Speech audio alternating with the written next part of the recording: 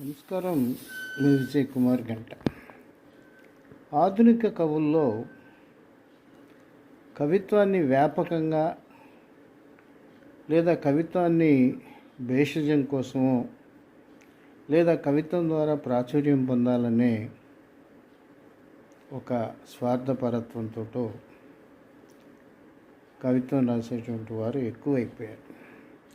Corporate కవులు అవార్డులకి రివార్డులకి తెగబడుతూ అందుకోసం ఎన్నో ప్రయత్నాలు చేస్తున్న వాళ్ళు ఉన్నారు. కానీ జనం మధ్య జనంతో మమైకమై సామాజిక అంశాలపై చక్కటి కవిత్వాన్ని రాస్తూ ఆ కవిత్వాన్ని జనం చేత ఒప్పిస్తూ ముందుకు సాగుతున్నటువంటి వ్యక్తి సరికొండ నరసింహారాజు గారు.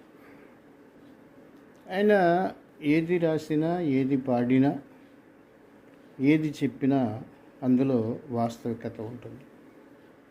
ఎందుకనంటే ఆయన జనంతో మసులుతూ సామాజిక పరిస్థితులను అవగాహన చేసుకుంటూ కవిత్వం రాస్తారు. ఆయన తాజాగా రాసినటువంటి కవిత్వం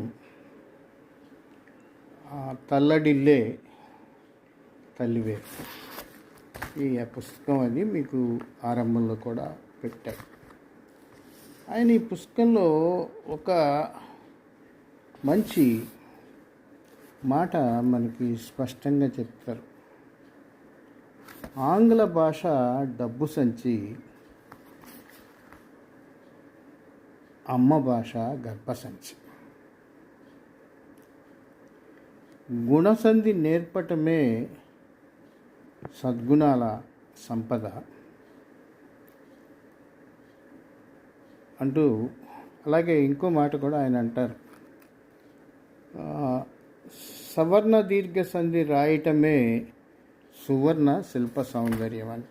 ఎందుకంటే తెలుగు భాషకు ఉన్నటువంటి అక్షర శిల్ప సౌందర్యం ఎవరికి లేదు. ఈ పుస్తకాన్ని నిన్న 35వ విజయవాడ పుస్తక మహోత్సవాల్లో ప్రసిద్ధ కవి రసరాజు గారు ఆవిష్కరించారు. ఈ ఆవిష్కరణ సభకు నాకు అధ్యక్షత వహించే అవకాశం లభించింది. కలిమిశ్రీ గారు, గుమ్మా సాంబశివరావు గారు